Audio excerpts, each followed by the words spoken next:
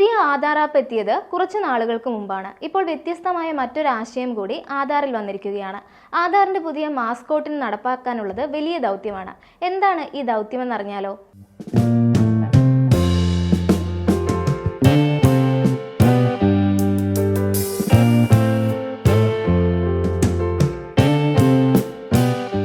ജനഹിതം 24/7 എല്ലാവർക്കും സ്വാഗതം. തൃശൂർ സ്വദേശിയായ അരുൺ ഗോകുൽ രൂപകൽപ്പന ചെയ്തതാണ് ആധാറിന്റെ പുതിയ മാസ്കോട്ട്. ജനങ്ങളുമായി ദൈനംദിന ആശയവിനിമയം നടത്തുകയെന്നത് ഇനി ഈ മാസ്കോട്ടിന്റെ ചുമതലയായിരിക്കും. വെബ്സൈറ്റിലും മറ്റ് പ്ലാറ്റ്ഫോമുകളിലും ഇനി ഈ രൂപം ആധാറിന് വേണ്ടി സംസാരിക്കും. അരുണിന്റെ ഉദയ് എന്ന ആധാർ ചിഹ്നമാണ് UIDAI നടത്തിയ മത്സരത്തിൽ ഒന്നാമതെത്തിയത്. 50,000 രൂപയുടെ ക്യാഷ് റിവാർഡാണ് സമ്മാനമായി ലഭിച്ചിട്ടുള്ളത്. മത്സരത്തിൽ അരുൺ ഗോകുലിന്റെ ഡിസൈൻ മികവ് വേറിട്ട് നിന്നതായി UIDAI സോഷ്യൽ മീഡിയ പോസ്റ്റിൽ അറിയിച്ചിരുന്നു. ആധാർ സേവനങ്ങൾ ലളിതവും ജനസൗഹൃദപരവുമാക്കാൻ ലക്ഷ്യമിട്ട് UIDAI പുറത്തിറക്കിയ ഈ മാസ്കോട്ട് ആധാർ അപ്ഡേറ്റുകൾ, authentication, offline verification, data sharing തുടങ്ങിയ വിഷയങ്ങളിൽ പൊതുജനങ്ങൾക്ക് ആവശ്യമായ വിവരങ്ങൾ നൽകും.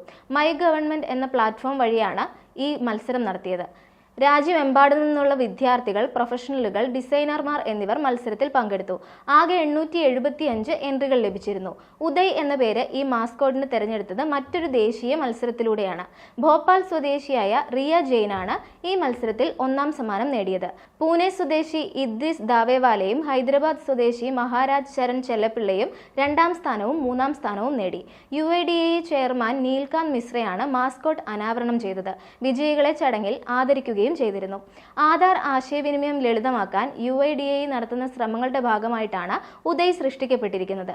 പൊതുജന പങ്കാളിത്തത്തിലൂടെ വിശ്വാസവും സ്വീകാര്യതയും വളർത്തുക എന്ന ആധാറിന്റെ ഒരു പ്രധാന തത്വമാണ് ഇതിലൂടെ നടപ്പിലാക്കുന്നതെന്ന് chief executive officer Bhuvanesh Kumar അഭിപ്രായപ്പെട്ടിരുന്നു.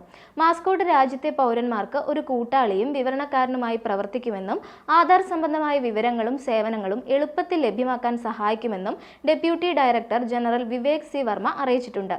ആധാർ ഒരു പൊതു സേവനമെന്ന നിലയിൽ ജനങ്ങളുമായി എത്രത്തോളം ആഴത്തിൽ ബന്ധപ്പെട്ടിരിക്കുന്നു എന്നതിന്റെ തെളിവാണ് ഈ മത്സരത്തിന് ലഭിച്ച വൻ പ്രതികരണമെന്നും അദ്ദേഹം കൂട്ടിച്ചേർത്തിരുന്നു. ഈ ഔദ്യോഗിക ചിഹ്നം ഒരു സഹായിയായി എത്തുന്നതോടെ ആധാറുമായി ബന്ധപ്പെട്ട വിവരങ്ങൾ വളരെ എളുപ്പത്തിൽ മനസ്സിലാക്കാൻ സഹായകമാകുമെന്നും വർമ്മ പറഞ്ഞിരുന്നു.